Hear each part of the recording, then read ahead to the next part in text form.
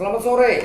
Selamat berjumpa kembali dengan Maranatha TV. Hari ini kita kerjasama dengan Maranatha Alam Hejo, Bapak Ibu. Hari ini hari yang spesial, kita boleh sama-sama mengadakan webinar. Sekaligus ini merupakan seperti talk show juga. Ya, terima kasih untuk kehadiran Bapak Ibu, sebagian yang mungkin sudah mulai masuk. Selamat bergabung. Salam sejahtera, assalamualaikum, Om Swastiastu, Namo Buddhaya, salam kebajikan, salam Pancasila. Ya, saya akan menjelaskan tema daripada Maranatha Alam Hejo ini. Webinar ini adalah ada apa dengan sorghum. Nah, sorghum ini sekarang menjadi fenomena yang luar biasa buat Indonesia. Ya, dengan subtemanya gonjang-ganjing sorghum antara Pak Jokowi dengan DPR. Pak Jokowi ini presiden, pemerintah mengajak semua masyarakat, ayo kita tanam sorghum. Karena ke depannya akan ada masa krisis. Dia lihat dunia sekarang ini akan terjadi krisis pangan di dunia. Nah, sorghum ini merupakan satu jawaban yang kami percaya, kami yakin ini dari Tuhan. Ya, DPR membuat takutnya nanti seperti porang dan lain sebagainya. Nah, hari ini sebelum lanjut saya perkenalkan dulu, nanti kita selesai ini juga kita akan doa sesuai dengan kepercayaan kita masing-masing. Ada di samping kanan saya Ibu Debbie Kunarso. Perkenalkan Bu Debbie, selamat sore. Selamat sore. Ya, Bu Debbie, beliau yang nanti sebentar jadi moderator. Dan untuk narasumber yang pertama Ibu Josephine Mawar. Ibu Josephine Mawar, selamat sore Bu. Shalom. Selamat sore, shalom. Dan ada Pak Tani. Pak Tani, shalom. Pak Tani ini ada di Karawang. Ya, Pak Tani Surya Dinata. Ya, sama hampir mirip dengan saya, namanya Didinata, itu Surya Dinata. Pak Tani, shalom. Assalamualaikum Pak Tani. Ya, nanti Pak Tani juga bisa memaparkan setelah dari Bu Mawar tentunya. Ya, satu persatu kita akan mulai pelan-pelan aja. Dan ini juga diliput, nanti juga akan masuk. Bisa dibagikan juga dengan rekan-rekan yang mungkin hari ini tidak bisa mengikuti. Kami akan liput dengan YouTube. Terima kasih, mari kita satukan hati. Kita akan doa terlebih dahulu. Sesuai dengan kepercayaan kita, saya pimpin doa di dalam iman Kristiani kami. Kami bersyukur padamu Bapa, Tuhan yang hidup, Tuhan yang maha kuasa, pencipta langit bumi semesta, Tuhan yang telah membuat segala sesuatunya, Tuhan yang menjaga, menciptakan Indonesia.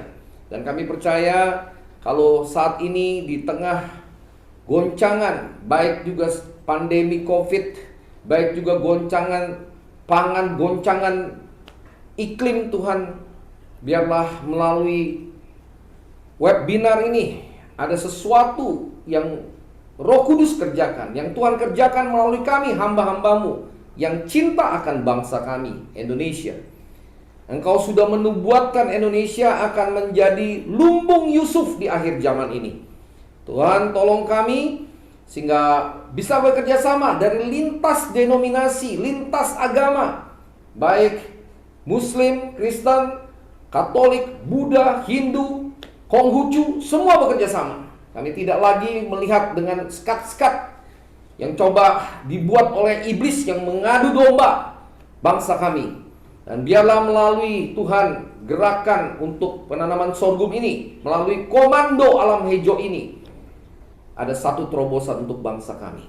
Engkau mengurapi semua hamba-hambamu, mulai dari Bu Debbie sebagai moderator, hambamu juga Ibu Josephine Mawar sebagai narasumber, juga Pak Tani Surya Dinata, juga semua rekan-rekan yang ada yang tergabung dari berbagai marketplace ministry, dari berbagai denominasi yang ada. Roh Kudus mengambil alih sehingga semua ini untuk NKRI yang kami kasih, Tuhan. Terima kasih.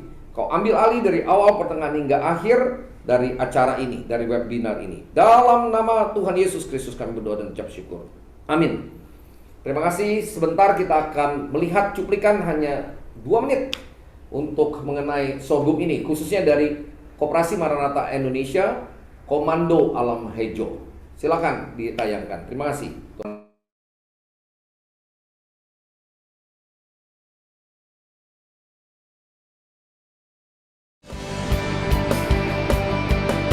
Shalom hamba Tuhan, berita sukacita. Saat ini kita sudah memiliki Maranatha Alam Hejo. Apa itu Maranatha Alam Hejo? Lumbung Yusuf yang Tuhan sudah nubuatkan sejak berdirinya Koperasi Maranatha Indonesia tahun 2006. Dan Tuhan memakai lintas denominasi. Di sini ada Full Gospel dan Muki, juga dari Bamaknas, Fox Point, ICCC, semua sudah bergabung. Dan saatnya kita akan menggarap Koperasi Maranatha Indonesia dengan Komando Alam Hejo yang terletak di Ciahok, Cigudeg, Bogor, 7 hektar. Kita menanam sorghum yang saat ini juga pemerintah menyiapkan untuk terjadinya persiapan supaya tidak terjadinya kelaparan lumbung nasional. Bagi saudara yang berminat, silakan menghubungi kontak person. Di dalam nama Tuhan Yesus Kristus, Tuhan Yesus memberkati. Haleluya. Amin.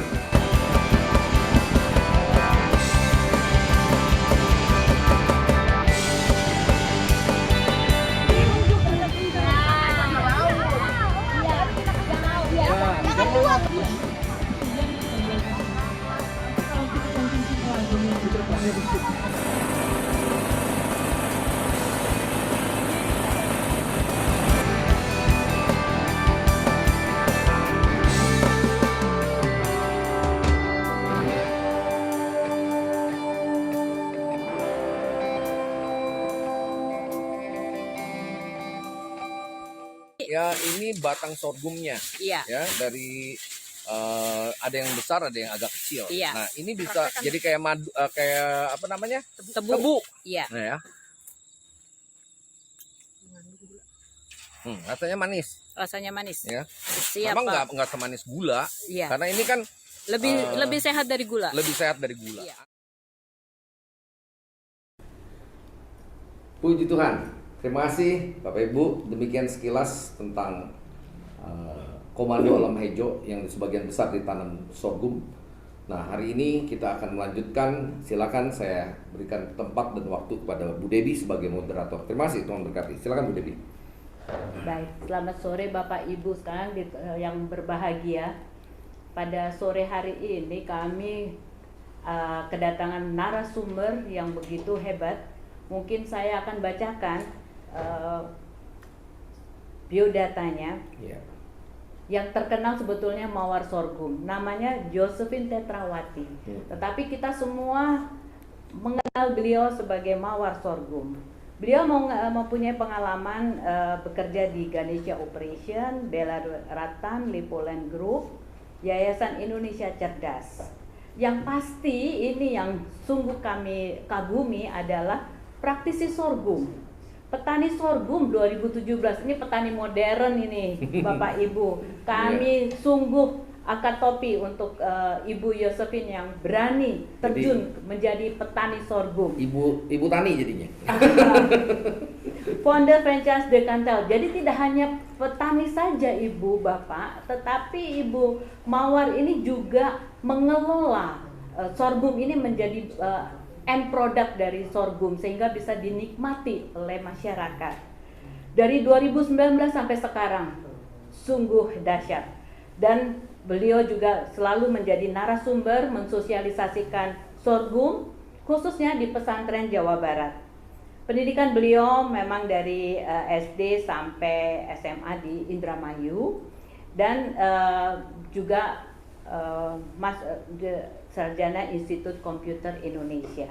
Jadi orang IT nih. IT larinya iya. jadi petani. Ya. Jadi bukan tidak mungkin gitu seorang lulusan Institut Komputer tetapi menjadi petani. Jadi sebagai teladan ini Ibu Mawar. Mari kita dengarkan paparan Ibu Mawar. Kami persilakan Bu Mawar. Terima kasih Ibu Dewi atas waktu dan kesempatan yang diberikan kepada saya. Juga terima kasih Pak Pendeta Didi Nata atas waktu dan kesempatan yang diberikan kepada saya. Baiklah,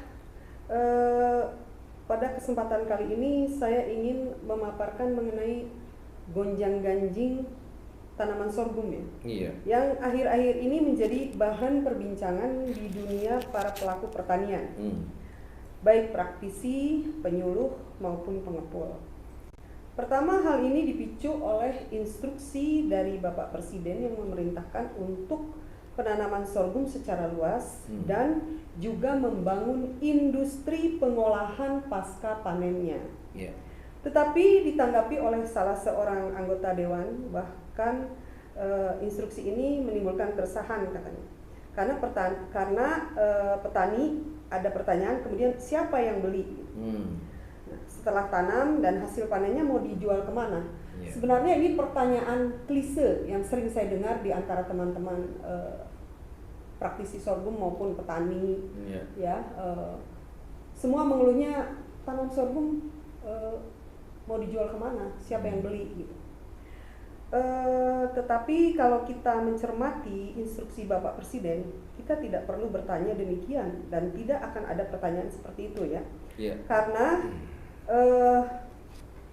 di sana sudah dikatakan bahwa industrinya dibangun, industri pengolahan pasca panennya. Yeah. Jadi dari hulu ke hilir sudah dipikirkan oleh Bapak kita yang luar biasa itu, Bapak Presiden kita, kebanggaan kita semua yang betul-betul sangat memikirkan bagaimana sesuatu itu tidak hanya stuck di tengah aja. Yeah.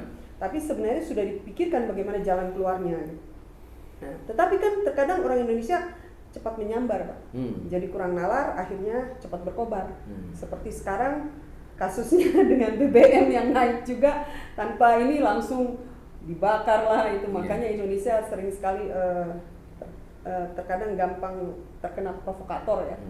Ya, semoga kedepannya kita bisa lebih bijaksana, lebih tenang dalam menanggapi segala sesuatu ya. Jadi tidak langsung terjadi hal-hal yang tidak kita inginkan. Yeah. Oke, kita tinggalkan dulu ya masalah perdebatan ini. Sebaiknya kita berkenalan dulu dengan tanaman sorghum ini. Karena kebanyakan di antara kita juga banyak yang belum mengenal apa itu sorghum. Apa itu sorghum? Iya. Yang sekarang jadi primadona nih. Oke.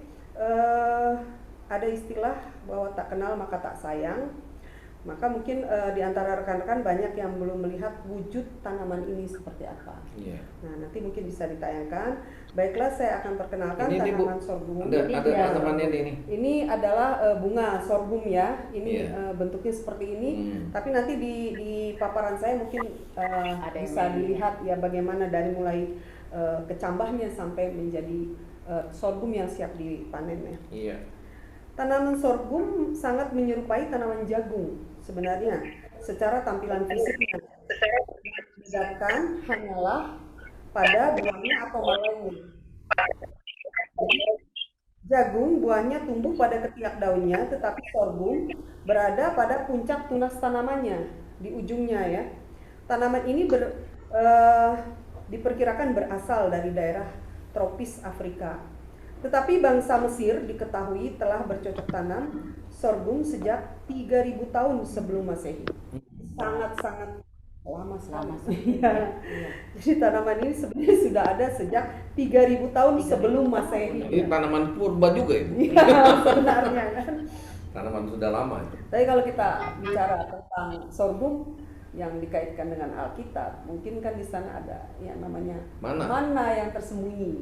Mana tersembunyi sorgawi, itu adalah, mana sorgawinya. Seperti ketumbar ya. Ini memang kayak ketumbar, putih. roti yang manis turun dari sorga gitu kan. Nah, seperti ini putih. Ya, itulah Bulir-bulirnya bulat. ya. Itu makanan pada saat zaman Nabi Musa. Nabi Musa 40 tahun di padang gurun itu ya. Iya. Oke. Bagaimanakah sorghum di negeri kita sendiri? Sorghum di Indonesia sebenarnya tidak diketahui dengan pasti kapannya. Ada yang mengatakan dibawa oleh kolonial Belanda pada tahun 1925, tetapi perkembangannya baru terlihat di tahun 1940 sampai 1970. waktu itu saya baru lahir. Ada yang Namun, dilihat dari fakta dan jejak sejarah tanaman sorghum sudah ada di Indonesia pada zaman Kerajaan Majapahit. Hal ini terukir pada relief Candi Borobudur pada abad ke-8 atau sekitar 750 Masehi, sorghum sudah dibudidayakan di Indonesia. Itulah sekilas sejarah mengenai sorghum. Mari kita mengenal lebih jauh lagi tentang tanaman sorghum ini, ya. Karena ada pertanyaan, mengapa harus sorghum gitu kan? Iya. Nah, dari sudut pandang kesehatan, mari kita kupas manfaat sorghum dan benefitnya untuk tubuh. Mungkin bisa ditayangkan Banyak sekali ya Bu manfaatnya ya. ya, itunya Pak, perbandingan ininya. Dia punya perbandingan antara beras dengan sorghum kali ya. Beras dengan sorghum. Sorghum, beras, oats sama ya. Bisa dibacakan aja. Oke, saya bacakan saja. Ya. Jadi sorghum ini benefitnya untuk tubuh. Di sini kita bandingkan dengan jagung, kemudian dengan gandum, oats dan beras. Kita ambil saja dari satu protein pada sorghum adalah 29,68%, pada jagung 5,55%, kemudian pada gandum adalah 15,98%. Sorghum berapa Bu? Tolong diulang. 29,68%. Sorghum 29. Ya. Jagung 5,55. Jagung hanya 5. Gandum 15,98. Gandum hanya 15. Dan oat 11,88. Oats hanya 11. Kemudian beras 5,65. Beras hanya 5. Jadi proteinnya sangat Proteinnya kaya. sangat tinggi. Sorghum, ya, Sorghum. hampir 30% ya. Ya. Kemudian zat besi sorghum itu 33,5%. Zat besinya 33%. Sedangkan jagung hanya 6,0. Jagung hanya 6. Gandum hanya 21. Gandum hanya 21. Nah, oats 14% dan Oats 14. beras cuma 5. Beras hanya 5. Berarti kita hanya makan beras sama gandum aja tuh ya. Kemudian fosfor sorghum itu 32,36%. 32. Ya, sedangkan jagung 6%. Jagung hanya 6%. Kemudian gandum 16%, oat 14%, beras 0,89. Wow. Fosfor ya. Zinknya sorghum 21,25%, jagung 3% aja. Kemudian untuk gandum memang bersaing ya untuk zinc, dia 23%. Iya. Tapi beda-beda tipis lah. Kemudian untuk oat juga 21 sama dengan sorghum, dan untuk beras hanya 5%. Berarti Tiamin. tetap the bestnya sorghum. Tiamin itu 38,73%. Apa itu Bu? Tiamin. Tiamin. Ya. Jadi kayak mineral sorghum ini. Mineral. Nah, kemudian untuk jagung 10,97, kemudian gandum 11, kemudian oats 14, dan beras hanya 2,33%. Nah, riboflavin itu mengandung 10,33%. Makanya bagus untuk darah, Pak. Untuk darah juga bagus. HB ya. HB. Nah, untuk jagung hanya 3,5%, kemudian gandum 3,23%, oat 2,88%, dan beras cuma 1,40%. Beras hanya 1, Niacin 32,28%, kemudian jagung 9%, gandum 20%, oat 2,88%, kemudian beras cuma 1%. wow. Vitamin B6, Oh, ada sorghum vitamin B6 ya. 36,48%, 36. jagung hanya 4,65%, 4,6. gandum 5,76%, oat 0,68%, dan beras hanya 2,14%. Jauh sekali. Selenium 31,5%, jagung 0,92%, kemudian gandum 81,20%, kemudian untuk oat 22%, kemudian untuk beras 14%. Copper 44,17%, jagung 51%, kemudian gandum 32%, oats 19%, beras 7,62%. Zat besi juga kaya sorghum itu Pak. Mengandung zat besi 26,13%. Kemudian untuk jagung hanya 2,45%, gandum 13,68%, oats 11,70%, dan beras hanya 1,08%. Magnesium, sorghum mengandung magnesium 55%. Corn atau jagung 7,48%, kemudian gandum 16%, oat 15%, dan beras cuma 1,66%. Mangan, ya, mangan 97,39%, Wow. jagung 6%, kemudian gandum 62%, oatnya 59%, dan beras cuma 94%. Ya. Kesimpulannya berarti sorghum ini jauh lebih sehat daripada Jauh sekali. beras, Jauh daripada daripada Gandum. daripada. Oats. Jadi kalau seandainya kita sekarang beralih ke sorghum, tentunya kita akan lebih sehat. Kira-kira begitu, Bu Mawar? Betul sekali. Betul sekali. Ya. Ya. Padahal sorghum ini sudah dari zaman dulu ya, zaman Majapahit sudah ada gitu ya. Makanya Berarti sebetulnya kita itu bisa lebih sehat kalau kita tetap memakan sorghum. mengkonsumsi sorghum. Kalau sorghum di zaman dulu itu namanya apa itu? Ya, Cantel. kalau di Jawa cantel. Cantel. Jadi kalau ibu-ibu yang di Jawa, yang di Kepulauan Jawa mungkin mengenalnya cantel mungkin. Ya.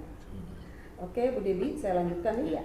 Bila kita melihat tabel di atas, kita akan mengetahui kandungan yang terdapat pada sorghum dan perbandingannya dengan jagung, gandum, beras, dan oats. Tentunya sangat bermanfaat untuk kesehatan tubuh kita.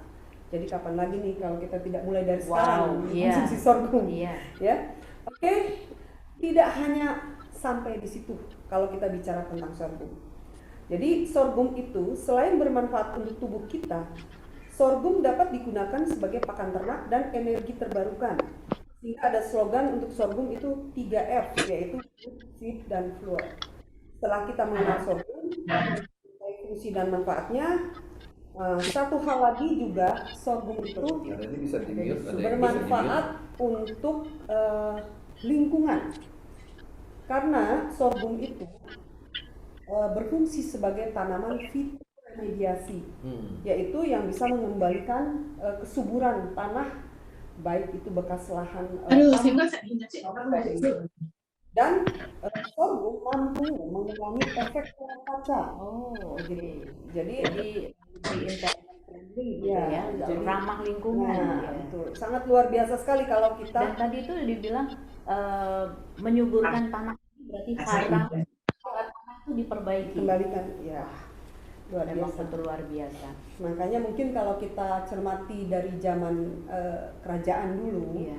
yang sudah pada kejayaan Majapahit itu, kenapa Indonesia bisa berjaya? Orangnya dibilang sakti-sakti, sebenarnya bukan sakti, tapi mungkin karena makanannya yang sehat. Sehat. Ya, Iya. kemudian tanaman ini juga berfungsi terhadap lingkungan dan hara tanah terpelihara. Jadi semua harmonisasinya tuh terjaga semua. Iya. Nah, gitu. Jadi itu yang menyebabkan mungkin negara kita juga kuat pada zaman itu ya, sampai menguasai seluruh Nusantara. Tapi kan berarti tidak mungkin kita kembali ke sana lagi, menjadi kuat lagi begitu kan? Mungkin juga Iya, supaya kita untuk tidak terlalu generasi ke depan. tidak terlalu banyak import gitu Ya, betul. Jadi seperti itu. Nah, kemudian kita akan lebih mungkin saya sekilas aja ya. Kita akan lebih mengenal lagi mengenai sorghum Mungkin bisa ditayangkan. ajaib bagi seluruh makhluk bumi ya. Jadi saya akan lebih ke budidayanya sebenarnya supaya teman-teman semua juga bisa mengetahui bahwa sorghum itu tidak terlalu sulit untuk dibudidayakan. Nah, itu yang perlu ya. Oke. Di sini saya mengambil judul sorghum ajaib bagi seluruh makhluk bumi karena tidak hanya untuk manusia, untuk pakan ternak, hewan, iya. kemudian juga untuk lingkungan seperti unsur hara tanah, kemudian untuk udara, untuk ozon, lapisan ozon gitu kan. Jadi saya bilang ajaib untuk seluruh makhluk bumi. Nah, kalau kita tanam sorghum sebenarnya kita sudah kalau kita belanja itu one stop shopping. Jadi Betul. kita sudah dapat kesehatan tubuh kita, kemudian kita juga sudah dapat untuk lingkungan hidup kita, kemudian untuk bumi kita juga kita sudah dapat semuanya. Berarti ada keseimbangan ya. Ya, betul. Balance jadinya kalau kita Balance. tanam sorghum. Jadi sangat luar biasa sorghum ini. Ya. Oke, ayo kenali sorghum ya. Jadi tadi sudah sekilas saya bacakan. Sorghum adalah sejenis tanaman serealia yang berasal dari negara Afrika. Ya, tepatnya di Ethiopia, Afrika Timur. Sorghum merupakan tanaman asli tropis bernama Latin Sorghum bicolor, Sorghum di negara Indonesia sudah dikenal dari sejak zaman kejayaan kerajaan Majapahit, tadi sudah saya paparkan. Pada relief Candi Borobudur terdapat ukiran tanaman sorghum. Sorghum juga adalah tanaman serbaguna yang dapat digunakan sebagai sumber pangan, pakan ternak, dan bahan baku industri serta sumber energi terbarukan. Tanaman sorghum memiliki kandungan nutrisi yang tinggi sehingga dapat menjadi salah satu pemecahan persoalan gizi stunting dan krisis dan energi yang ada di Indonesia. Jadi gizi stunting itu habis kali. Apa sih? Di mute ya. Ya, dan kandungan-kandungannya yang luar biasa itu. Iya. Oke, kita mengenal budidaya sorghum ya. Jadi tanaman sorghum adalah tanaman yang dapat dibudidayakan melalui penanaman biji atau tanaman hasil persemaian. Tanaman sorghum ditanam 1 kali, dapat dipanen 3 kali dalam setahun, masing-masing periodenya per 4 bulan. Apabila yang kita hasilkan adalah bijinya. Tetapi apabila kita ingin ambil hasilnya untuk hijauan atau pakan ternak, dapat dipanen hingga 7 kali. Wow.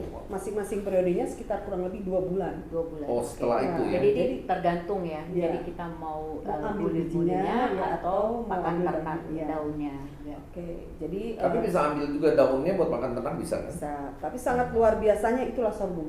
Iya. Jadi kalau kita tanam jagung 1 kali tanam 1 kali panen selesai. Iya, selesai ya. Tapi sorghum Bisa tergantung bagaimana petani mau untuk apa. Misalnya untuk hijauan, ya sudah kita tanam 1 kali, kita bisa panen per 2 bulan, panen lagi sampai gitu. 7 kali. Sampai bisa. 7 kali.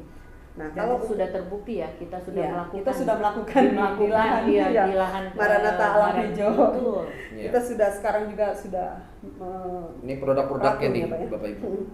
Nah, untuk itu satu lagi yang harus diingat adalah untuk budidaya sorghum, jarak tanam sangat menentukan. Tergantung pada tujuan hasil panen yang akan diambil. Jadi apakah untuk hijauan atau produksi biji? Iya. Nah, itu jarak tanam sangat menentukan dari hasil nantinya ketika kita akan mengambil apanya gitu kan. Nah, selain jarak tanam, perlakuan tanaman pada fase-fase tertentu juga sangat menentukan pada hasil akhir atau panennya nanti, baik biomasa maupun bijinya. Nah, di sini kita tampilkan di layar ada Bisa ditampilkan Pak Dadi mungkin gambar. Ada foto. Nah, itu sprout Iya. sprout bioguma Sprout, iya, ya. betul. Jadi saya memang menanam jenis sorghum varietas bioguma, yaitu sorghum manis ya, yang bisa dimanfaatkan semuanya dari biji, batang sampai ke biomasanya, sampai ke bagasnya juga. Iya. Nah, di sana sepintas selalu sorghum mirip dengan tanaman biasa ya, seperti rumput ketika sebelum dia Masih kecil dewasa ya? ya. Iya. Itu di bawah 1 bulan. Tetapi sorghum itu sangat mudah sekali berkecambah sebenarnya. Iya. Kalau penanganannya itu baik, maka sorghum akan mudah sekali untuk tumbuh berkecambah. Jadi Kemudian di daerah yang kering pun mudah mudah tumbuh ya. sangat adaptasi terhadap lingkungan Terhadap itu lingkungan, sangat ya. tinggi. Yang kami lakukan di daerah Jawa Barat itu suatu yang hebat sekali ya. Ya. Jadi lebih ini Subur. ya, subur. Ya, karena lahannya lebih subur. Dan di daerah kita juga sebenarnya daerah Luiliang itu kalau dibilang sih daerah yang agak kering ya, Iya. dibandingkan daerah Dibandingkan subur. yang lain ya, gitu, Jawa Barat yang iya, lainnya misalnya gitu ya. daerah di pegunungan kayak Sukabumi, Iya. Puncak gitu kan. Jadi dataran tingginya sampai berapa ininya? Kalau nggak salah Ketinggiannya pernah di atas permukaan air laut sih masih bagus ketika masih 700 masih bagus. 700 Tapi masih lebih bagus di bawah 700, 500, di bawah 500 lebih bagus lagi. lebih optimal gitu ya. Lebih bagus. Nah, kita bisa lihat hamparan sorghum ketika berumur 1 bulan sampai dia menjelang panen. Nah, kita bisa lihat bagaimana bunganya tumbuh hanya di atasnya, di puncaknya saja. Iya. Nah, itulah cantik sekali sorghum sebenarnya. Dan tingginya cukup ini Ya, tinggi betul. ya. Kalau dua setengah 3 meter ya Bu? perlakuan 3 meter ya. kita maksimal, untuk perlakuannya maksimal ya kita akan mendapatkan ketinggian untuk varietas bioguma ya. Tapi kalau untuk varietas lain tidak, karena banyak varietas sorghum itu banyak sekali. Baik. Jadi kalau untuk bioguma kita bisa mencapai 4 meter paling maksimal. 4 meter. Iya. Ya. Oke, jadi saya sudah mencoba untuk mengolah sorghum menjadi berbagai olahan pangan. Karena saya sih tidak mau seperti tadi pertanyaan, dijual kemana, siapa yang beli. Kalau petani Indonesia semua kreatif, saya pikir kita tidak perlu lagi sebenarnya ada pertanyaan seperti itu. Iya. Karena ketika saya olah itu dan saya menciptakan franchise dari makanan yang terbuat dari sorghum, waktu itu idenya karena gini, ketika saya coba bikin nasi uduk dari sorghum, apa sih kok nasi uduk begini gitu. Ibu-ibu habis senam, kita uji coba, jawabannya seperti itu. Kemudian akhirnya saya coba idenya, orang Indonesia kadang suka ikut-ikutan luar gitu, sok-sok ke barat-baratan. Iya. Nah, tapi pada saat ini kan kiblatnya orang Indonesia lagi gila Korea gitu kan. Nah, jadi saya waktu itu dapat ide, bagaimana Kenapa, kalau Bu? sorghum, Maksudnya gila Korea gimana? ya drakor itu loh Mbak, semua dari ibu-ibu sampai anak muda gitu kan. Akhirnya saya berpikir, udah deh, saya coba sorghum jadi makanan style Korea gitu. Nah, inilah wujud sorghum yang saya buat gimbap. Gimbap Biasanya, Korea ya. ya, gimbap kan biasanya Tapi dari sorghum. dari sorghum, itu murni dari sorghum, tapi isinya sih bisa kita pakai daging ayam atau saya sih filet Filet ayam, ayam, iya. karena tidak ada lemak, jadi sorghumnya sehat, harusnya si kombinasinya juga harus sehat. Iya. Kemudian acar kita ada timun Jepang, zucchini, terus kemudian ada wortel kita pakai gitu. Nah, itulah kita olah menjadi makanan sehat. Sebenarnya ini sudah satu paket, dimana kalau untuk gizi stunting pun untuk anak-anak udah sangat sehat gitu kan. Jadi dengan kata lain, sorghum ini bisa dibuat dengan bermacam-macam olahan Ya, gitu betul, ya. untuk pangan. Jadi kita sudah membuktikan, terutama Ibu Mawar sudah membuktikan bahwa sorghum itu bisa Iya. masuk ke dalam ranah yang sepertinya Tidak lebih mungkin. disukai oleh anak-anak Iya, muda. anak muda, betul. Iya.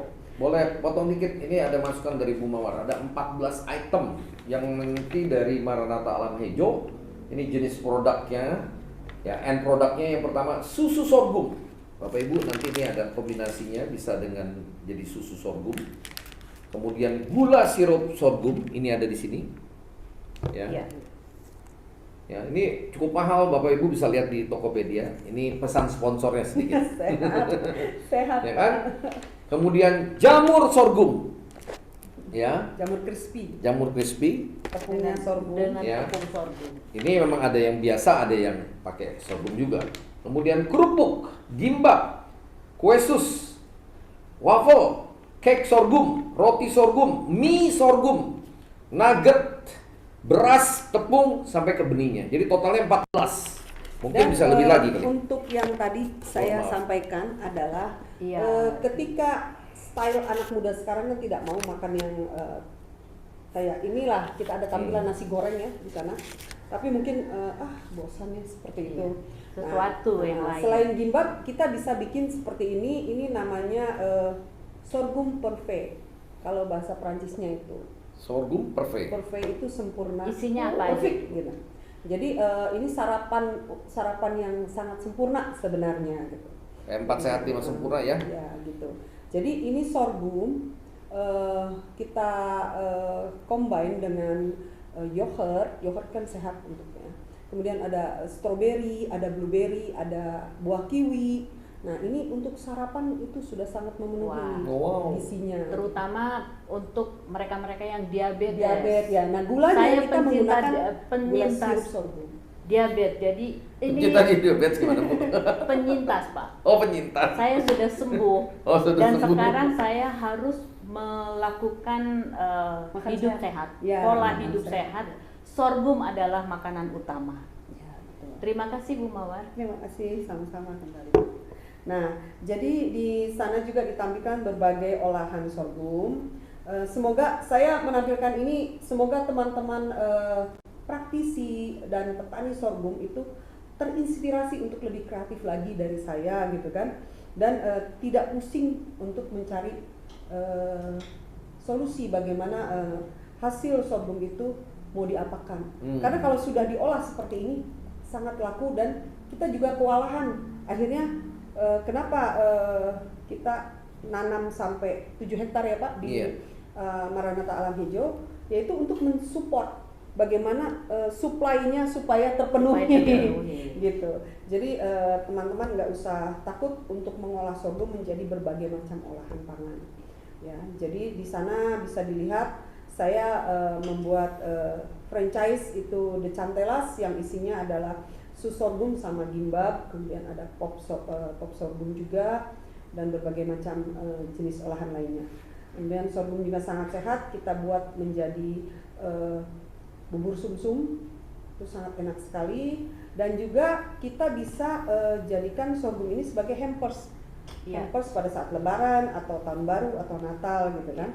Nah kalau yang di bawah sih berbagai kegiatan saya, kebetulan ada dengan kementerian, waktu itu Kementerian Perekonomian untuk narasumber sorghum di pesantren di Jawa Barat.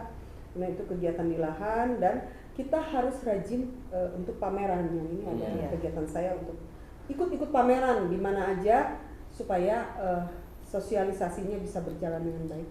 Mungkin itu aja yang bisa saya sampaikan kepada rekan-rekan semua. Masih banyak lagi senior-senior saya yang lebih hebat mengenai sorghum. Sekarang saya akhiri dengan ucapan terima kasih. Tetap semangat kita berbudidaya sorghum untuk ketahanan pangan di Indonesia. Amin. Terima kasih Bu Mawar. Terima kasih Bu Mawar. Saatnya kita akan berkenalan dengan Bapak Tani Suryadinata. Selamat sore Bapak Tani.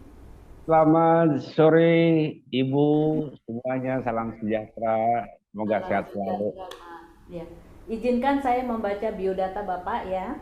Mangga, silakan Bu. Nama lengkap Bapak adalah Bapak Tani Suryadinata Wiralodra. Beliau berdomisili di Karawang dengan pendidikan di kelihatannya di Cilamaya dan Cikampek ini ya Pak ya. Ya betul. Ya, pendidikan non formalnya wah ini hebat sekali nih, budidaya jamur merang. Ini rupanya sudah langsung ke ini ya Pak ya, hasil olahan pertanian juga, kultur jaringan budidaya jamur merang. Lalu juga pelatihan ya Pak ya. Lalu ada juga Akademi Bank Mandiri dan COE dari PT Astra Internasional.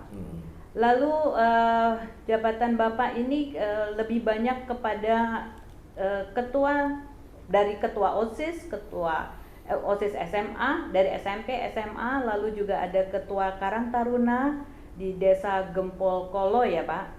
Lalu ketua Koperasi Tunas Karya, ketua Gapoktan Barokah Tani, ketua Poktan Srijaya. Lalu dari tahun 2015 sampai saat ini menjadi Direktur BUMDesa. Lalu 2019 Ketua Umum Perserikatan BUMDesa Indonesia Jawa Barat. Betul ya Pak?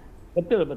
Aduh, hebat sekali Bapak. Terima kasih Bapak sudah bisa bergabung dengan kami di sini. Kami sungguh ingin mendengarkan paparan Bapak untuk lebih mengkampanyekan mengenai sorghum. Silakan Bapak.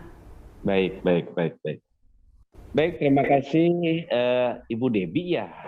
Ya. Baik, Ibu Debbie, terima kasih atas waktunya. Ibu Yosi, kalau saya kenal si Ibu Mawar ya. Mudah-mudahan sorghum ini semerbak seperti mawar lah wanginya ya sampai ke Nusantara ya. Kayak tahu karena bunga mawar kami juga mau mawar menjadi melati juga gitu. Ya, seperti itu harapan kami ya. Karena jujur saja ya kita juga sangat salut kepada beliau. Kita udah sering diskusi ya. Begitu kalau apresiasi saya sih ini Sri Kandi ya. Serikandi petani, ya Serikandi petani di negeri agraris. Betul, betul. Nah, Waduh. cuman Itu petani iya, agraris. amin, amin. Kalau di Jawa Barat ini sebuah apa ya, seperti kalau tadi mengutip sejarah Majapahit, kalau di Jawa Barat itu ada namanya Dewi Pitaloka. Oh, Ya, Dewi Pitaloka ini, ya, Insya Allah, karena beliau juga keturunan raja dari Galuh Pakuan. Next ya. Iya. Oke. Oke, next dulu. ada Ya, share screen Oke, ya Pak. baik. Oke, sebelum ke sana, saya ucapkan banyak terima kasih kepada Bapak, Ibu, para peserta yang sudah hadir.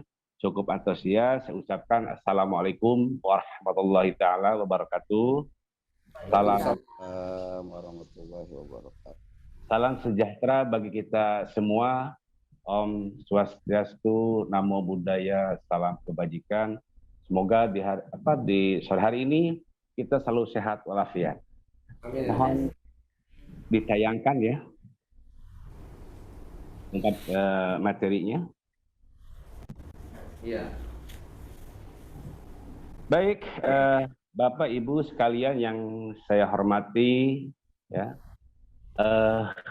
PBI Gerbang Masa, kalau tadi bahasa Ibu Mawar itu tak kenal maka tak sayang. Iya. Apa sih PBI Gerbang Masa itu? Mohon izin Bapak Ibu, terutama Ibu Mawar dari Ibu Debbie host, bahwa Gerbang Masa ini ya dengan nama lain yang tadi sudah sebutkan juga oleh host, yaitu Perserikatan BUMDes Indonesia. Gerbang Masanya ini adalah penggerak pembangunan masyarakat desa. Sebagaimana yang tadi sudah disampaikan, basic kami adalah kepada penggerak pembinaan masyarakat perdesaan.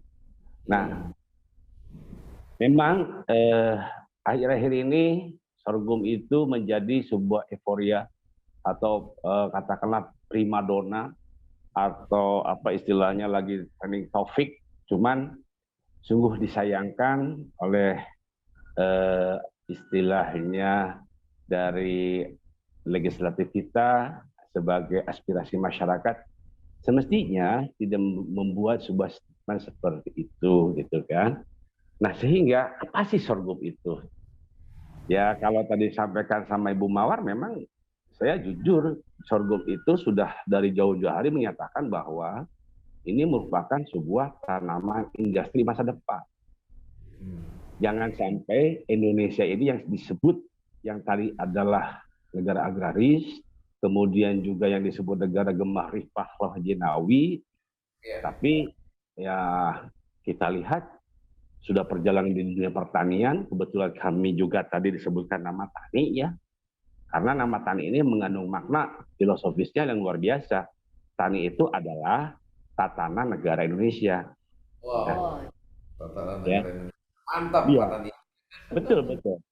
Namun Pak Soekarno pada tahun 1952 ditambahkan awalan pe, jadi petani.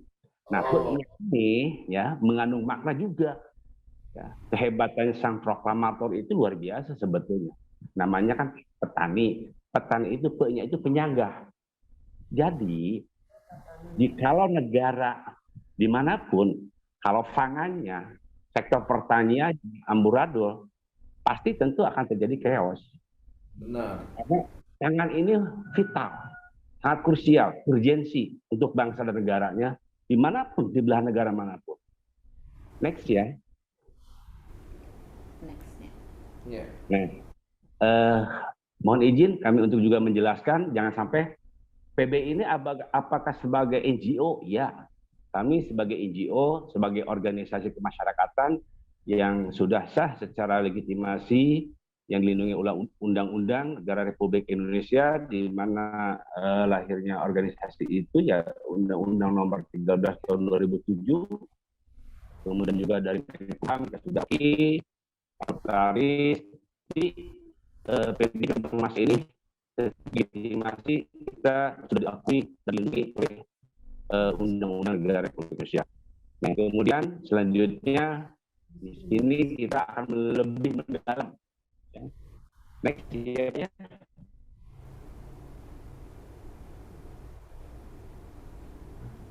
Ada apa dengan sorghum? Apa sih sorghum? Apa yang tadi disampaikan oleh Bu Mawar sangat jelas. Kemudian juga manfaatnya luar biasa, sangat besar sekali. Memang kalau pandangan saya bahwa sorghum itu sejenis tanaman ilalang ya. Kenapa katakan demikian? Karena tumbuhnya tinggi-tinggi dan sorghum itu bijinya kalau dilempar saja tumbuh sebetulnya. Tapi kan ketika kita berbicara konteksnya budidaya, tentu ingin menghasilkan yang optimal. Apa yang disampaikan Ibu Yosi tadi, betul. Jadi dengan jarak itu menentukan untuk kualitas produksi si sorghum. Kalau misalkan untuk hijauan mungkin dengan jarak tanam ya tentu dengan SOP seperti itu. Lalu yang tadi saya sampaikan bahwa ini merupakan tanaman industri masa depan di dunia itu bukan omong kosong sebetulnya.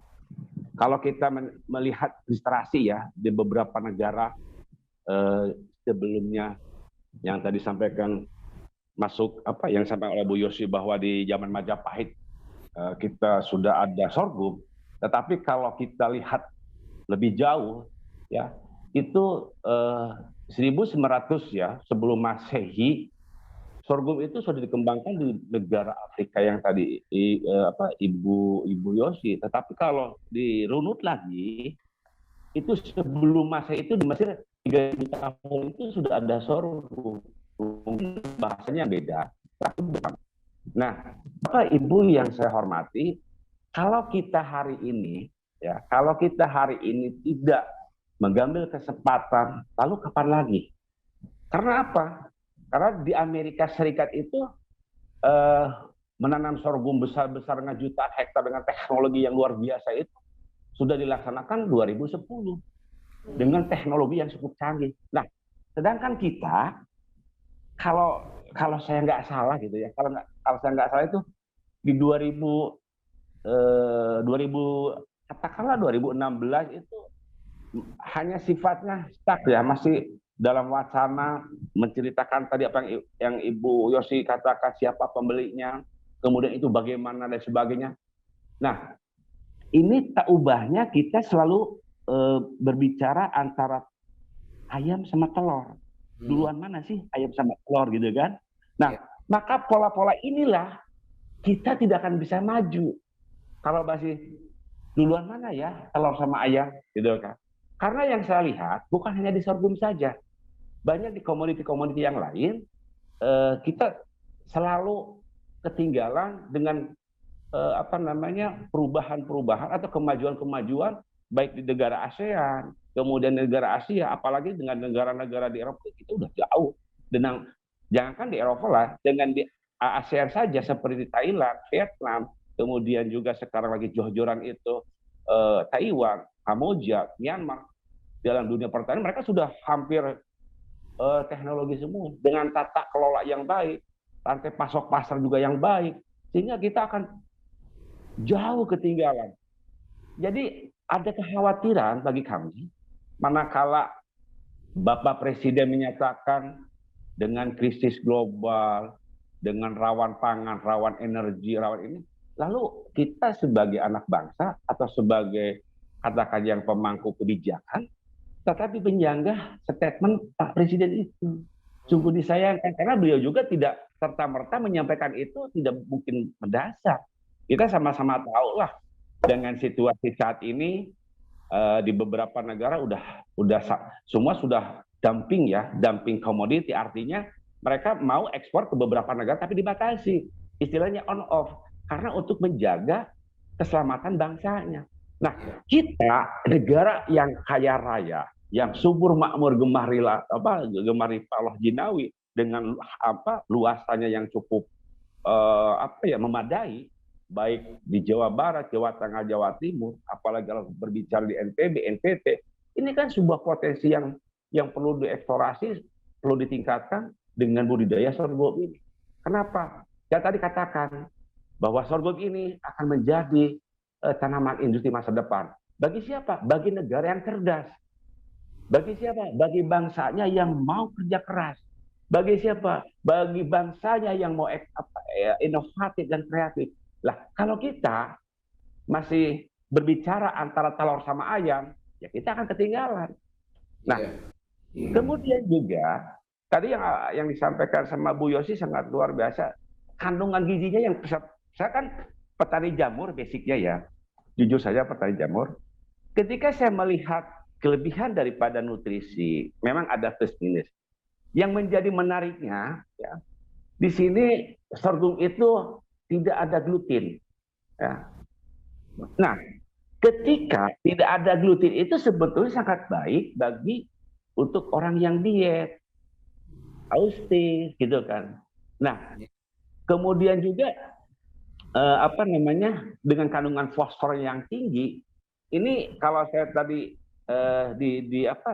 dibanding-bandingkan dengan yang punya kita ya, jamur merang, kemudian dengan porang juga, keunggulan sorghum juga sangat luar biasa, di mana fosfor itu adalah suatu zat yang vital bagi organ tubuh kita, menjaga jantung, kemudian juga tulang, gigi, banyak manfaat sorghum. Ini sangat luar biasa. Saya sangat tertarik ya dengan sorghum ini. Yang pertama, cara budidayanya cukup mudah, tidak membutuhkan air banyak, kemudian juga banyak yang bisa dimanfaatkan menjadi nilai komersil dari tadi yang sampaikan untuk pakan, untuk olahan, untuk etanol. Nah, yang di bawah ini kecap ya. Ini saya sangat apresiasi banget ya kepada salah satu milenial juga sih. Saya rasa mungkin agak mudaan itu yang punyanya adalah PT Sendana PT Sendana Panen Sejahtera yang di Lamongan. Mas Novan. Next ya.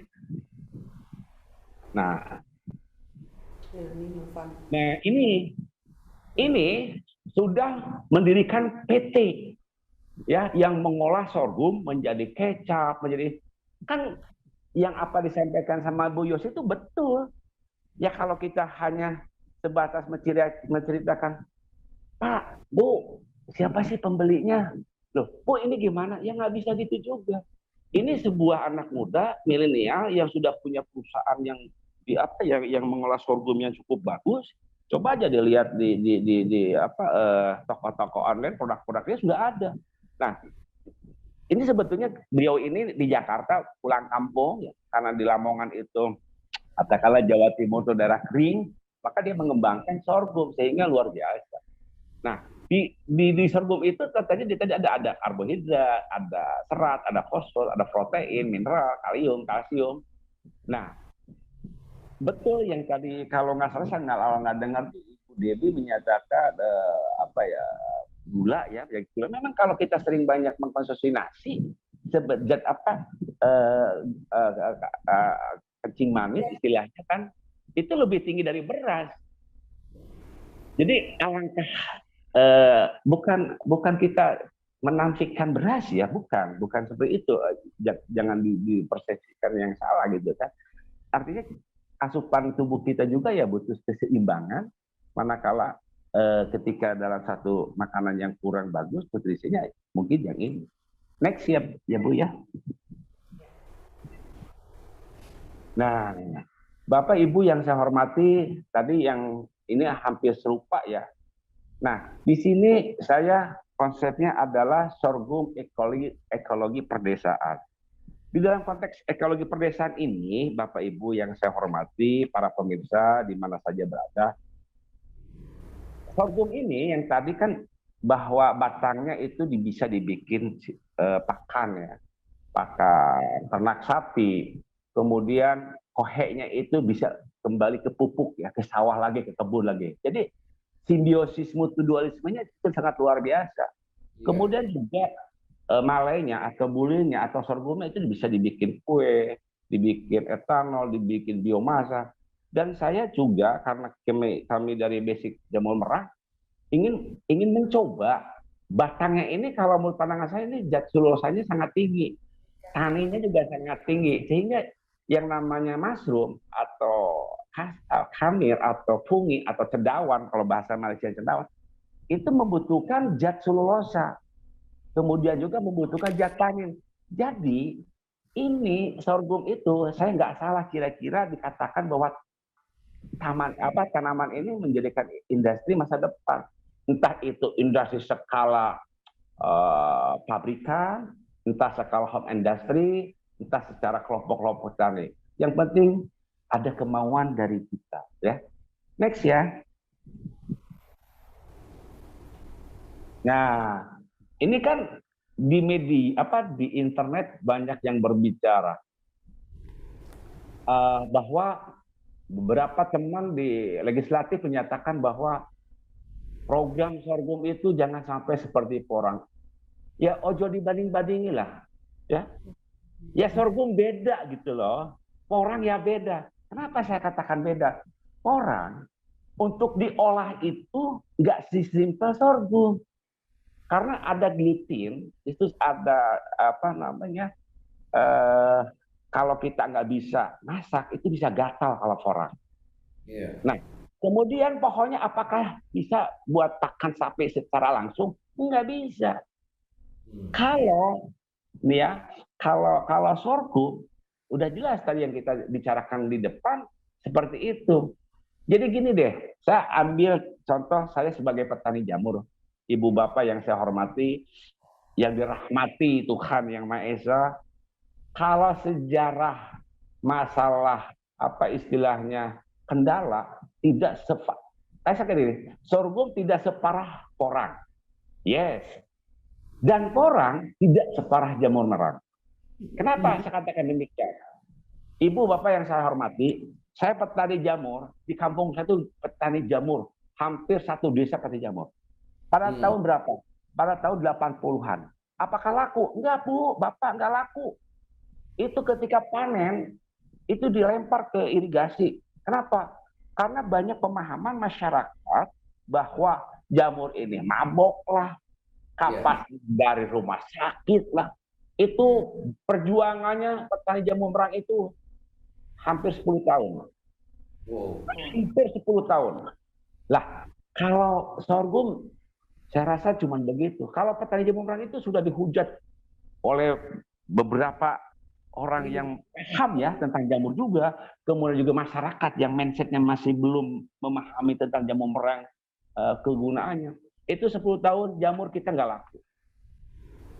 Nah, dengan adanya event, ya tadi kan adanya event, adanya bantuan dari pemerintah, sosialisasi, alhamdulillah pada tahun 90-an mulai ya kita tahun hampir tahun berapa? Tahun 95 itu hampir menguasai pasar Jakarta, Bandung, Bekasi, dan Semarang.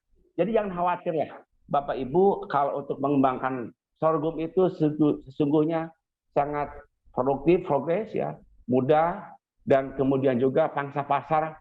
Saya dengan Ibu Mawar sudah pasang strategi ya. Kalau misalkan tidak ke cover ini, insya Allah kita banyak teman-teman juga. Next ya. Nah, ini yang saya gambarkan dari Amerika ini. Coba bayangkan. Itu Amerika tuh 2010 sama India itu sudah mengembangkan sorghum gila-gilaan. Lah kalau kita masih menceritakan tadi telur sama air, ya kapan majunya? Akhirnya bisa-bisa Indonesia akan impor sorghum, kan lucu itu. Padahal kita tuh ya, negara kita itu kan jujur, jangankan sorghum Bapak Ibu yang saya hormati ya. Di beras saja, bayangkan Indonesia itu sebetulnya hampir 4 juta hektar sawah. Tapi kok bisa diimpor oleh negara kecil seperti Vietnam? Berapa sih luasannya sawahnya? Hal-hal inilah gitu kan, saya tidak mengharapkan terjadi di sorghum. Jadi jangan khawatir, jangan ragu lagi, karena yang tadi saya sampaikan itu benar adanya. Coba lihat aja, eksportir sorghum terbesar itu Amerika, kemudian itu Meksiko sama kalau dunia, ya itu kan sangat gimana ya, sangat sedih. Apalagi sekarang India udah memetakan 7 juta hektar untuk kultivar. Kultivar itu dia ingin membuat jaringan kultur atau genetika, menciptakan sorghum-sorghum lain yang akan ditanam di negaranya, disesuaikan dengan iklim mereka supaya hasil produktivitasnya maksimal ya. Karena di kita 1 hektar itu kalau nggak salah kurang lebih, mohon maaf juga nanti koreksi kalau salah, 1 hektar itu tidak jauh di angka 6 hektar. Karena India ini akan menciptakan sorghum itu per hektar 8 ton ya. Kalau di kita kan masih 5-6 ton. Jangan jauh-jauh aja lah. Kita sudah merdeka 77 tahun untuk padi saja nggak bisa mencapai 10 ton. Nggak bisa. Thailand sudah mencapai 10 ton. Malaysia sudah. Kemudian Vietnam sudah. Itu di padi saja. Lalu kemana nih? Saya juga bingung. Seyogyanya kita ini sudah 77 tahun Indonesia merdeka ini, produktivitas pertanian GKP ya, gabah kering giling atau kering pungut itu harus rata-rata Indonesia itu produksinya per hektar 10 ton. Baru kita bisa swasembada pangan. Baru kita menjadi sebuah negara berkedaulatan pangan. Baru kita menjadi keadilan pangan. Itu baru satu komoditi saja. Bagaimana ibu, bagaimana kedelai, ibu bapak juga pernah dengar kedelai, jagung, masa sih tetap sorghum impor juga? Kan ini sungguh terlalu lah kalau kata Bung Haji Romi. Ya, next ya. Next, Pak Dodi. Jadi ini kalau masalah pasar ibu jangan khawatir, coba lihat aja. Indonesia itu, Bu, Bapak yang saya hormati, akan menjadi target pasar dunia. Karena gaya hidupnya, style hidupnya masyarakat kita kan tahu sendiri. Kalau gajian tanggal muda, banyak yang ke Alfa Indomaret ya. Tapi kalau gajian tua, tetangga sebelah, juga ini nggak ada. Jakarta aja udah 10 juta, 60 penduduknya. Kemudian Jawa Barat 48 juta, Jawa Tengah 34 juta, Jawa Timur sampai 35 juta. Ini pangsa pasar yang mesti kita rebut, yang mesti kita kuasai. Oleh siapa? Oleh produk kita, oleh kita sendiri. Lah kalau kitanya masih tadi gonjang-ganjing seperti itu, tidak yakin, tidak optimis, ya udah dengan jumlah populasi yang penuh ini akan menjadi target sasaran market negara-negara luar. Next ya. Nah, kemudian ini hanya teknis saja. Kalau ini saya udah sampai istilahnya 7 strategi pengembangan sorghum SDGs ya, Sustainable Development Goal gitu. Ini bagi orang-orang yang ingin mengembangkan sorghum skala industri atau yang maksimal. Next ya. Nah, saya rasa di pertemuan sore hari ini yang sangat bagus sekali ya, mudah-mudahan bisa bermanfaat buat kita semua, para pemirsa, dan tentu dengan para penggiat juga Ibu Mawar, ya, dengan teman-teman di luar sana ya, yuk kita maju bareng-bareng, ya bisa lah. Kalau bukan hari ini, kapan lagi kita untuk mengembangkan sorghum di Indonesia. Demikian, wabillahi taufiq wal hidayah, wa assalamualaikum warahmatullahi wabarakatuh. Salam sejahtera, tetap bahagia. Pak Tani, terima kasih banyak atas waktu dan sudah mau hadir di sini. Mengapa saya mengundang Pak Tani? Karena dengan gonjang-ganjing tadi, saya berharap Pak Tani sebagai Ketua PBI itu dapat lebih bergerak di bawah di desa-desa gitu. Jadi Indonesia bisa serentak menanam sorghum dari mulai yang lebih kecil dulu ya, dari desa gitu. Kita ingat ya Pak, waktu awal-awal sebelum Bapak Presiden kita menginstruksikan seperti itu, kita bergerak, kita sosialisasi ke desa-desa sampai ke Kerawang. Saya jam 3 pagi, kemudian mungkin di sini ada Kang Iwan, mungkin peserta kita ada Kang Iwan ikut. Kalau Kang Iwan di Garut, saya juga sampai jam 3 ke Garut gitu. Ya mudah-mudahan nanti kita lebih semangat lagi ya Pak Tani. Semoga bisa lebih kolaborasi antara produk yang kita produksi, kemudian di desanya juga sebagai suplainya petaninya sudah lebih semangat dan lebih kreatif lagi gitu ya Pak ya. Baik. Jadi gini Bu, kepada rekan-rekan yang peserta juga, barangkali nanti ada yang ingin mencicipi produk-produk sorghum, kita akan ada event festival di lahan kita, bisa melihat pohon sorghum itu seperti apa, wujudnya bagaimana, dan produk-produk ini bisa diicipin gratis loh ya Pak Tani. rekan-rekan bisa bisa mencicipi semua yang ada nanti produk-produk kita di lahan kita di Maranatha Alam Hijau pada tanggal 24 September dari jam 8 pagi. Kita bisa kita buka ya. Siap. Yang mau datang monggo ngicipin bagaimana sorghum ini bermanfaat sekali bagi kesan dan juga rasanya sangat luar biasa, lezat sekali ya. Baik, begitu saja Boleh dari saya tambahkan, terima kasih Pak Tani tadi. Saya agak lebih tertarik Ibu. tadi Pak, kalau mungkin di pedesaan itu juga sudah banyak kampanye-kampanye, kami juga ingin kampanye di perkotaan. Tadi ada cukup signifikan yang Bapak bilang, sorghum ini gluten free. Gluten free ini Ya. pasangan-pasangan muda di perkotaan itu sekarang lebih banyak mencari produk-produk yang gluten free, tapi mereka belum mengenal bahwa sorghum ini adalah gluten free gitu ya Pak. Jadi kami akan bersinergi juga dengan masyarakat di perkotaan, terutama milenial, itu untuk lebih mendalami mengenai sorghum ini untuk kesehatan. Karena kita kalau bisa hidup lebih sehat, pola hidup sehat, tentunya kita bisa bekerja lebih giat lagi gitu ya Pak ya. Terima kasih Pak paparannya. Siap sama-sama Ibu Debbie. Satu sedikit. Tapi Pak Tani masih menjawab pertanyaan-pertanyaan Ada dari beberapa peserta pertanyaan ya. nanti dari Jadi peserta. jangan dulu Boleh. live. Oke, kita tunggu dulu dari peserta, mungkin ada yang mau bertanya. Jadi ada Bapak gini. Ibu. Ya, nanti tolong yang mau bertanya siapkan aja, bisa angkat tangannya. Atau ditulis di ini Ya. Pak Dadi bisa dimonitor Nanti nanti. dari admin, dari host akan bisa ini. Nah, Sebetulnya- sambil menunggu ini, saya mau sampaikan juga nih Pak Tani. Jadi Siap. kita ini kan dari Koperasi Maranatha Alam Hijau, Koperasi Maranatha Indonesia ini kita sebutnya Komando Koperasi Maranatha Indonesia. Nah, itu di sini memang yang Tuhan taruh ini ya menjadi lumbung Yusuf ini Indonesia ya, nanti kita sama-sama dengan koperasi yang lain. Nah, itu bentuknya itu ada holistik, secara holistik itu meliputi 10 Bapak Ibu. Yang pertama tuh pusdiklat. Kita perlu nanti itu pusdiklatnya di mana-mana itu ada. Kemudian perkebunannya nanti ada sorghum, buah, sayur, mayur, juga bunga, nanti ada bunga mawar, bunga melati, segala macam bunga.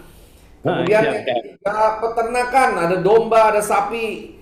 Kemudian budidaya ikan air bersih, kita juga mengembangkan nanti bersama-sama dengan kawan-kawan leleknya yang tapi pakai RO nih, air bersih sekali. Kemudian ada mini zoo, jadi ada kebun binatang kecil. Kemudian yang keenam camping ground, jadi anak-anak muda bisa untuk camping. Kemudian tempat retret kita siapkan juga nantinya ke depan.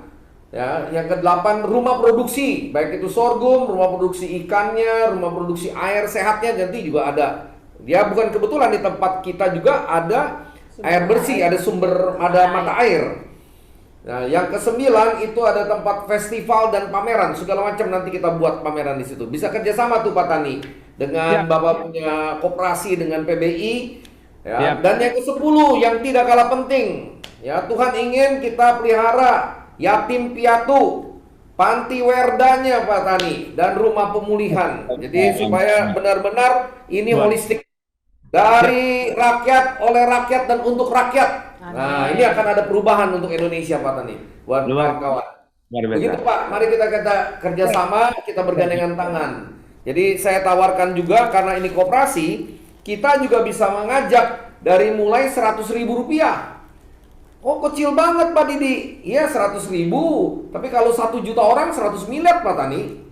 Iya betul. Itu 100.000 kita enggak.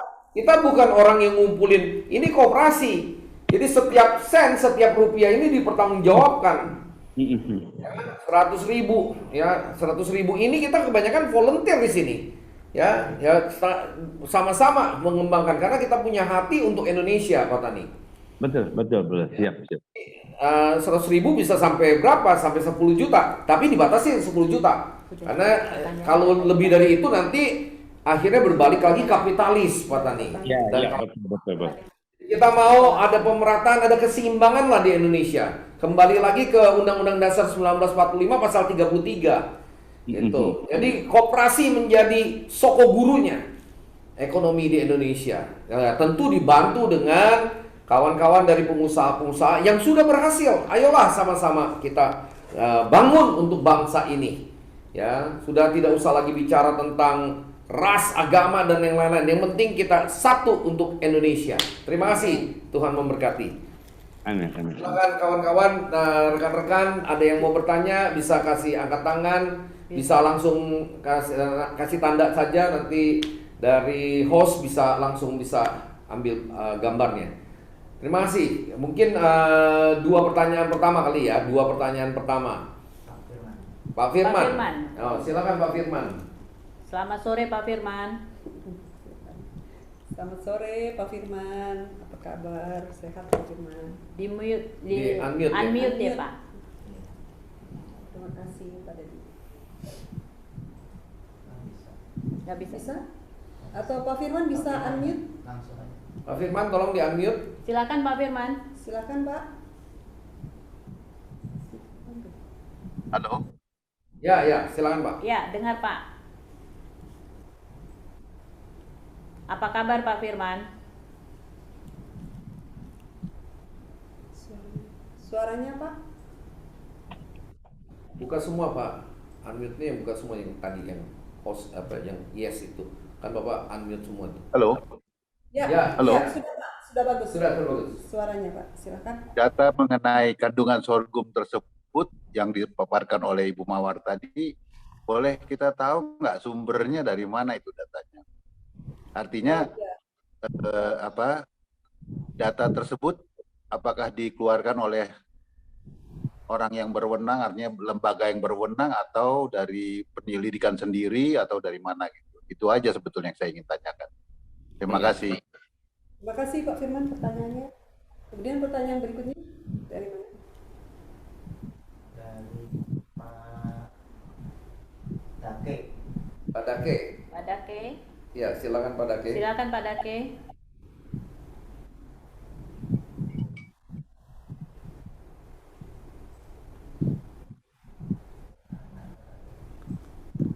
Selamat sore Pak Dake.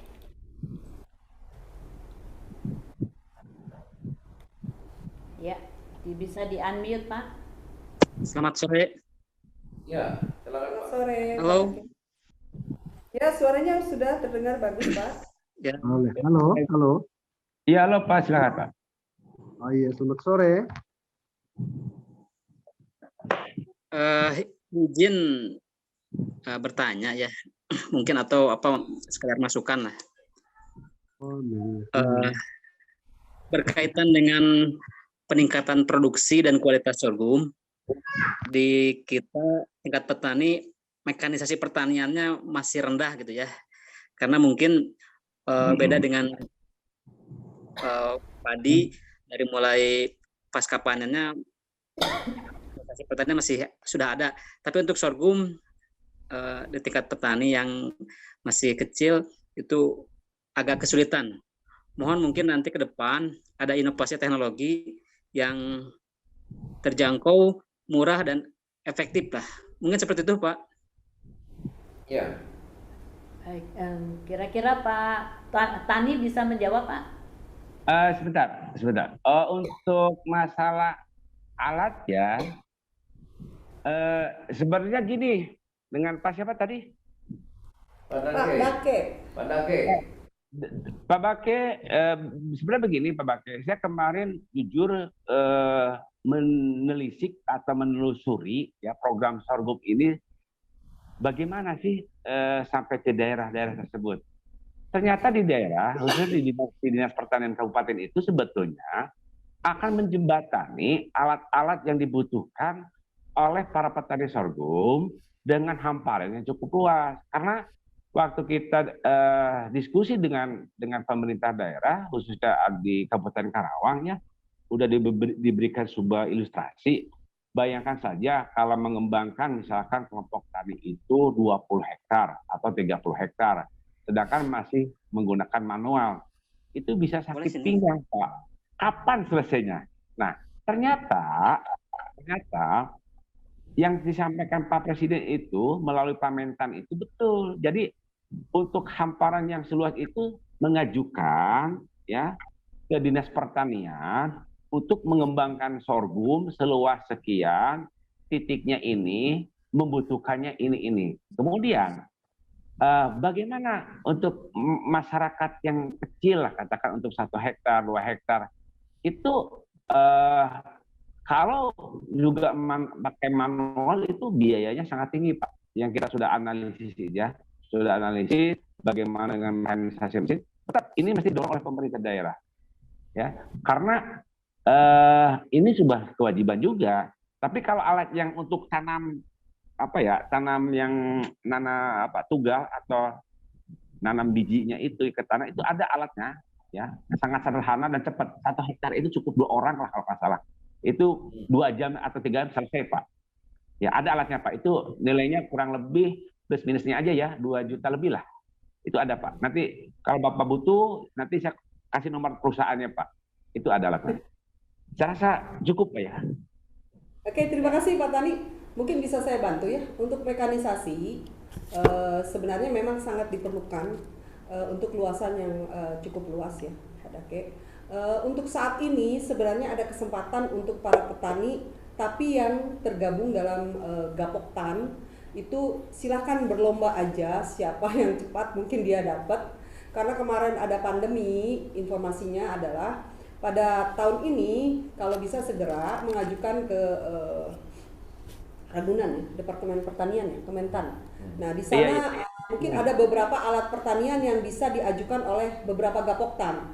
Pak Dake silakan nanti bisa mengajukan ke sana. Nanti untuk juknisnya nanti bisa kita bisa sharing nanti, boleh nanti kita bagi bagaimana cara pengajuannya.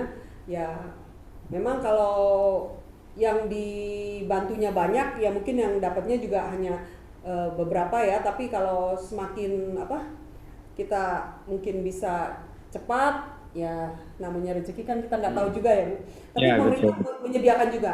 Nah untuk yang alat tanam seperti yang Pak Tani katakan tadi juga teman juga ada yang share, beliau juga bilang bisa itu sebenarnya di renov lagi sama kita gitu kan. Dia bisa keluar satu lubangnya tidak seperti jagung, bisa 3 atau 4 khusus untuk sorghum.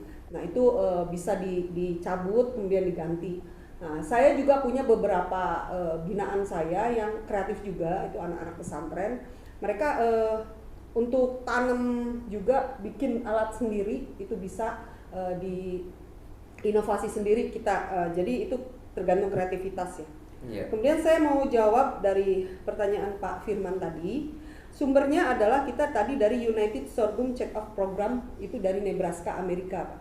Itu terbesar ya di Amerika untuk perusahaan sorghumnya. Itu untuk tadi kandungan gizinya. Nah itu juga jurnalnya bisa kita bisa kita dapat tiap bulan kalau kita mau kirim email ke sana.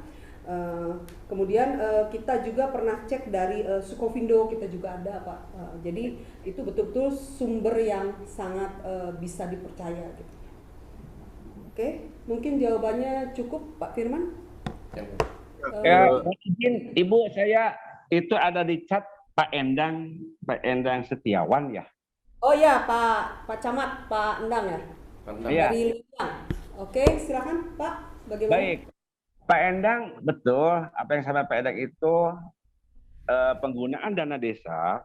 Kalau di Permendes itu sudah dituangkan sih Pak, ya nomor 7 tahun 2001 tentang prioritas ya, tentang prioritas penggunaan dana desa. Sudah Pak, di situ ada 40% buat BLT, kemudian 8% untuk penanganan COVID, kemudian yang 20% itu untuk ketahanan pangan, yang 23% ya, yang 23% itu untuk strategi apa yang dibutuhkan oleh masyarakat desa.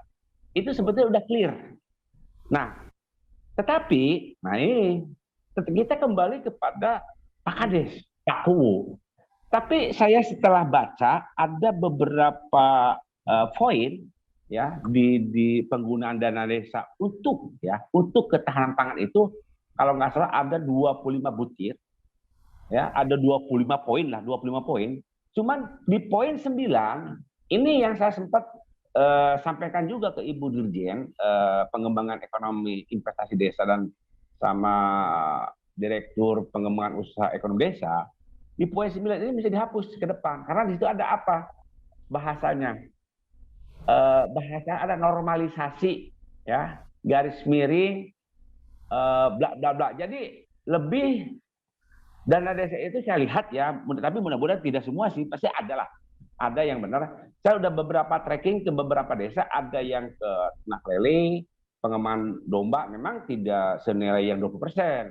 Sisanya buat kitut, untuk tersier, bak bagi, ya. Tapi itu juga adalah bagian daripada ketahanan pangan. Jadi untuk memenuhi, mengefektifkan, memproduktifkan sarana dan prasarana sektor pertanian. Tapi ada juga yang beli traktor, itu bagus sih. Cuman harapan kami itu ya tadi secara bersinergi lah. Ketika beli traktor ya mungkin ada pelatihan kelompok tani juga, itu boleh sebetulnya. Kemudian juga membuat demplot tentang pertanian, itu sudah saya sampaikan ke beberapa kepala desa, ya tapi karena kewenangan ranahnya di beliau, sebetulnya di desa itu Pak, sebetulnya kalau idealnya itu yang punya kewenangan itu adalah musdes, musyawarah desa. Jadi ketika dalam musyawarah desa diputuskan, Pak Lurah tolong ya untuk 20% ini untuk pembelian gabah di desa kami, jangan sampai petani kita sorghumnya diutang dibelinya gitu, jadi beli oleh BUMDes, itu bagus.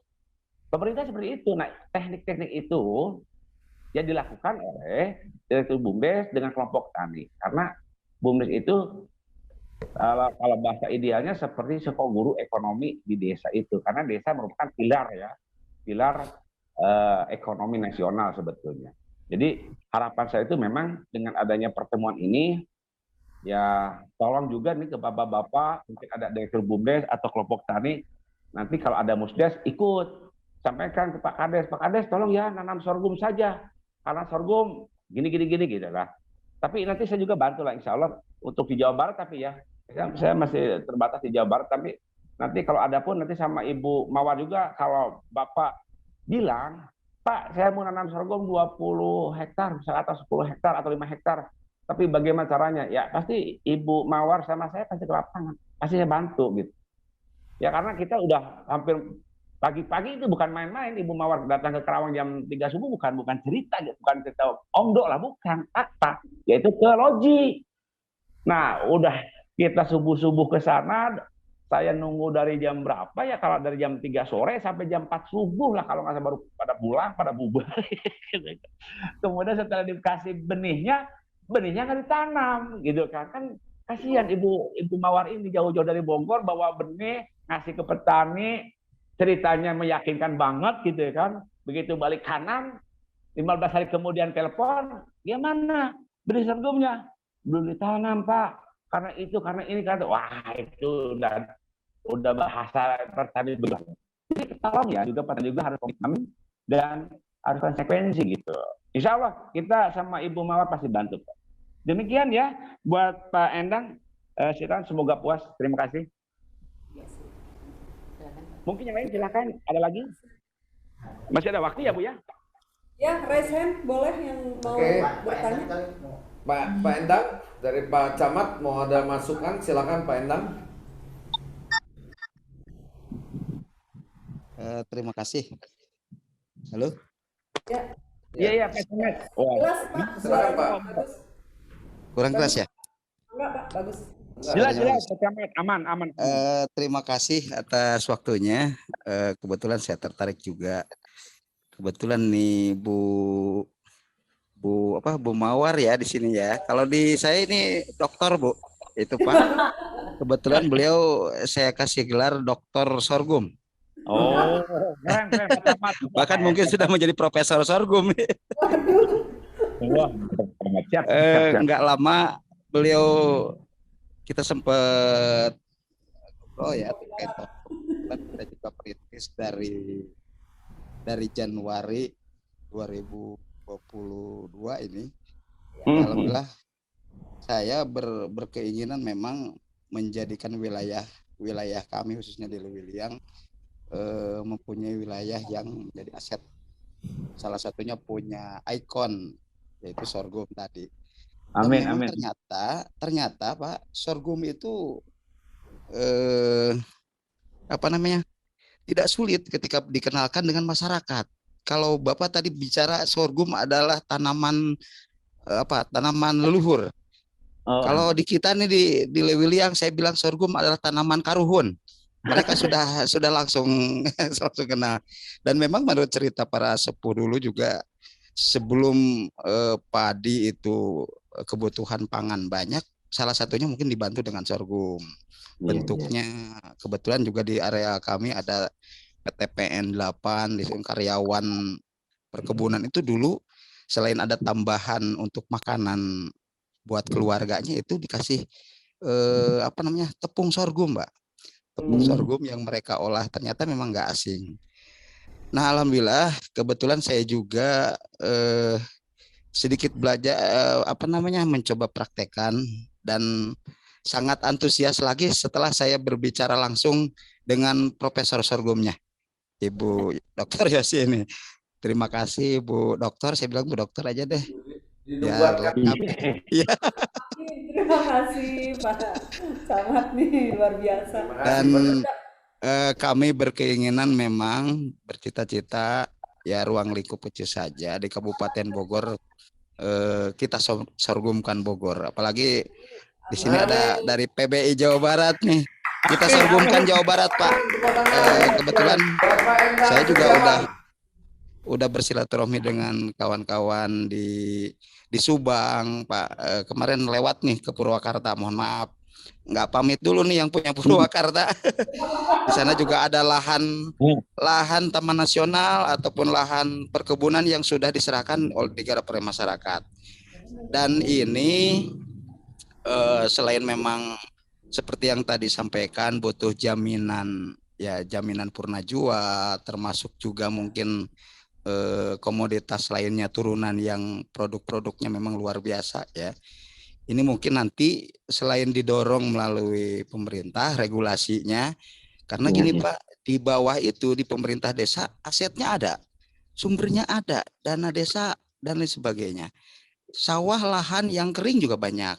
Tetapi mungkin ide dan keinginan tadi salah satunya dari pemerintah desa belum sampai ke sana, sehingga mungkin butuh regulasi itu ada sedikit alurnya yang jelas gitu. Oh nih untuk ketahanan pangan baiknya ini salah satunya seperti itu barangkali Pak.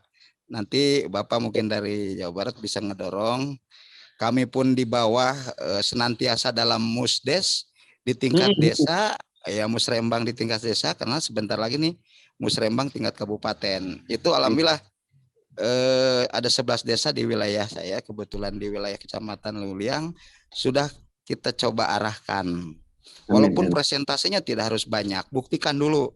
Yuk sama-sama. Dan kebetulan saya di lahan kurang lebih 2 hektaran lah, saya udah coba tanam dan sudah 1 kali panen nih. Walaupun hasilnya belum maksimal. Kontak-kontak terus dengan Ibu Dokter tuh. Yang mau malam saya nggak ada waktu. Yang penting Bu, gimana nih sorghum saya udah bagus belum gitu.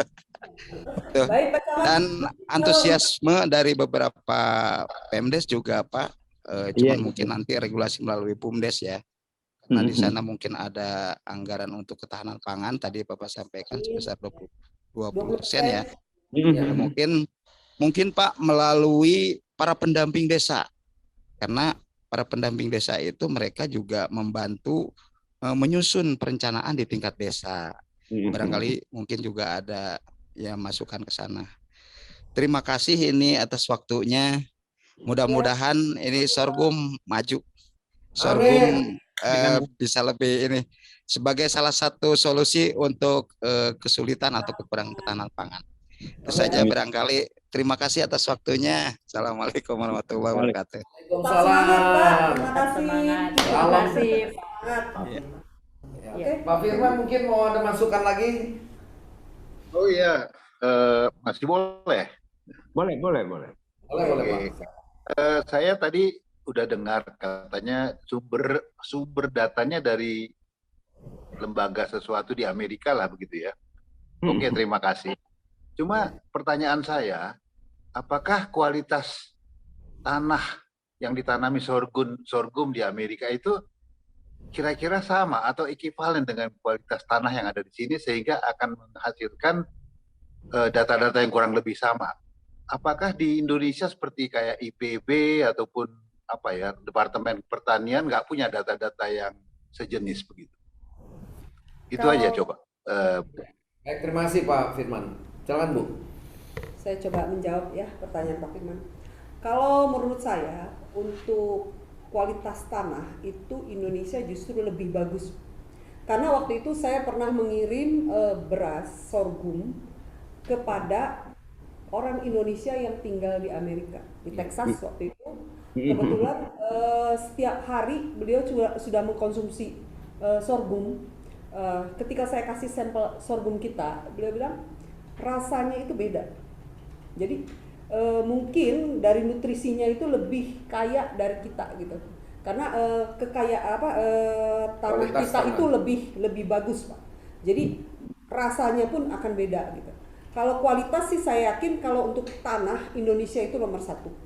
Tapi mungkin kecanggihan teknologi mereka untuk pembenihan yang Indonesia tidak punya dan masih sangat-sangat memprihatinkan menurut saya. Karena saya juga mempelajari sorghum bukan hanya untuk pengolahan tanam dari hasil panen, tapi saya pelajari untuk pembenihan juga. Tapi sampai saat ini saya tidak mengerti kenapa saya untuk pengajuan sertifikasi selalu ditolak hanya karena status lahan. Tapi untuk kualitas si benihnya sendiri itu bagaimana supaya benih itu menjadi kualitas yang sangat luar biasa, itu saya tertarik sekali dengan kayak Amerika, India, mungkin mengembangkan Cina untuk si benih ini berkualitas gitu.